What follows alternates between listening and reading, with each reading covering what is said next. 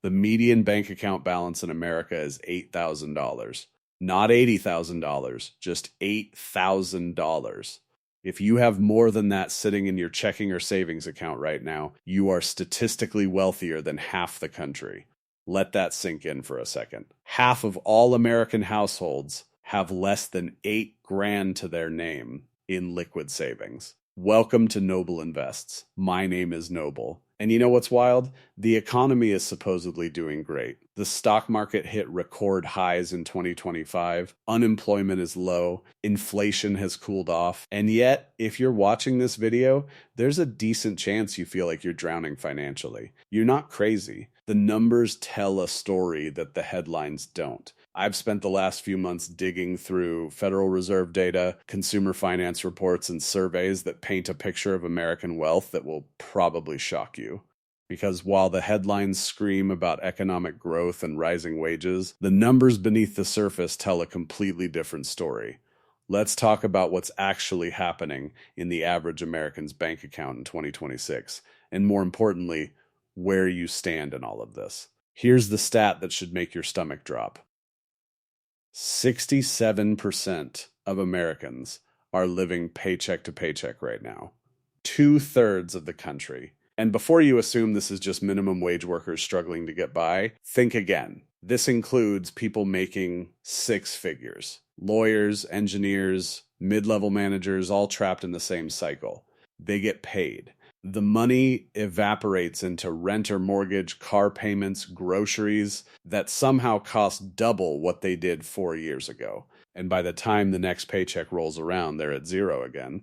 It's not a poverty problem, it's a structural trap that's swallowing the middle class whole. But it gets darker. Nearly 1 in 4 Americans, 24% to be exact, have literally zero emergency savings. Nothing. Not a rainy day fund, not a cushion, nothing between them and financial catastrophe. If the car breaks down, if they get sick, if the water heater explodes, they're immediately in crisis mode. And it's not because they're reckless, it's because there's nothing left over to save after covering the basics. Meanwhile, 54% of households have no dedicated retirement savings at all. None. They're not planning for the future because they can't afford to survive the present. Now let's talk about the elephant in the room. Inflation. You've probably heard that inflation has come down, that things are getting better. Technically, that's true. The rate of increase has slowed. But here's what they don't tell you. The damage is already done. Prices for goods and services are roughly 25% higher today than they were in 2020. A 25% markup on everything. Your grocery bill, your insurance, your rent, all of it is a quarter more expensive than it was just a few years ago. And wages, they didn't jump 25%. Most people got maybe a 10% raise if they were lucky.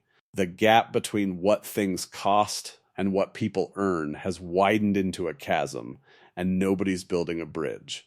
The vibe is off, and people know it. 32% of Americans expect their personal finances to get worse in 2026. That's the highest level of financial pessimism recorded since 2018. Think about that. Despite all the good news on paper, 1/3 of the country is looking at the year ahead and thinking, I'm about to get crushed. They're not wrong.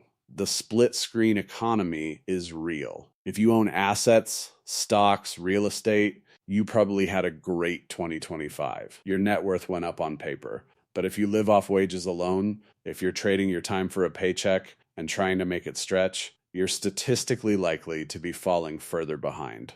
And here's the kicker. Americans were asked what they'd need to feel wealthy in 2026. The number they came up with, $2.5 million in net worth. That's not retire and never work again money. That's just feel wealthy money. The number people say they need to retire comfortably has hit $1.26 million. Let that sink in. The average person believes they need over $1 million saved just to stop working without panicking. And yet, as we're about to see, the actual retirement savings of most Americans is nowhere close to that. Not even in the same galaxy. So where do you actually stand? Because here's the thing.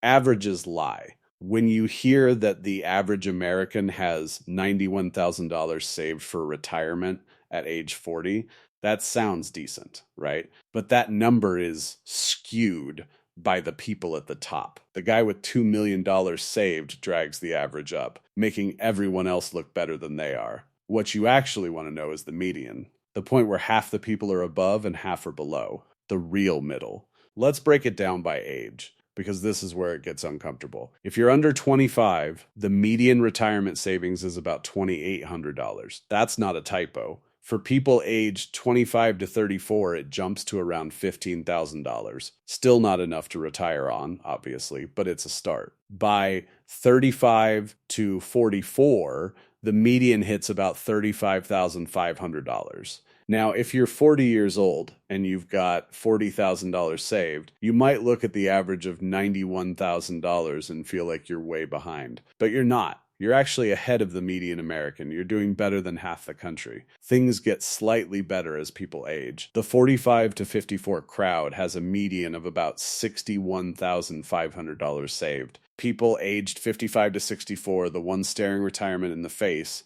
have a median of $87,500. And those 65 and older, already retired or about to be, have around $88,500. Let me be clear, okay? $88,000 is not enough to retire on. If you're pulling 4% a year, that's $3,500 annually. That's $291 a month. You can't live on that. Social Security helps, sure, but the average Social Security check is only about $1,900 a month. Add that to your savings drawdown, and you're looking at maybe $2,200 a month to live on. That's tight, really tight. Now let's talk about debt, because savings are only half the equation. Debt is the anchor dragging everyone down, and it's distributed unevenly across generations. Gen Z, the youngest adults aged 18 to 28, have an average debt load of about $34,000. That sounds manageable until you realize it's mostly student loans and car payments, and they're just starting their careers. Millennials, aged 29 to 44, are carrying an average of $132,000 in debt. Mortgages are the big driver here, but also student loans that never seem to go away and credit cards filling the gap between income and expenses. But the real debt champions? Gen X. People aged 45 to 60 are carrying an average of $158,000 in debt, the highest of any generation. They're the sandwich generation, paying for their kids' college while also helping their aging parents, all while trying to save for their own retirement that's rapidly approaching. They're getting squeezed from both ends, and the numbers prove it. Baby boomers aged 61 to 79 have an average debt of about $92,000, lower than Gen X, but still significant, especially for people who should theoretically be winding down. Many are still paying off mortgages or helping family members financially, and it's eating into whatever retirement cushion they manage to build. And then there's credit card debt, the trap that never stops taking. The average credit card balance for people who carry debt is nearly $7,000. But here's the stat that should terrify you. 46% of credit card holders do not pay off their bill in full every month. Nearly half the country is paying 20% interest or more on their balances. That's not debt. That's a tax on being broke. If you're carrying a $7,000 balance at 22% interest and only making minimum payments, you'll be paying that off for years while the bank collects thousands in interest. It's designed to keep you stuck. So how do you compare? Are you ahead of the median or behind? Are you part of the 67% living paycheck to paycheck? Or have you managed to carve out some breathing room? The answer matters, because understanding where you stand is the first step to changing it. Here's what really gets me. The benchmark numbers we talked about earlier, those medians for retirement savings, those debt averages, those aren't aspirational goals. Those are survival metrics.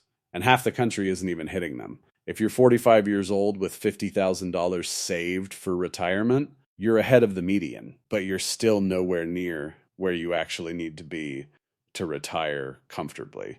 That $1, 26 million number that Americans say they need to retire, at the median savings rate, most people will never get close. The system isn't designed for you to win anymore. It's designed to extract. Credit card companies profit when you can't pay off your balance. Landlords profit when housing costs consume 40% of your income. Employers profit when wage growth stays flat while productivity soars.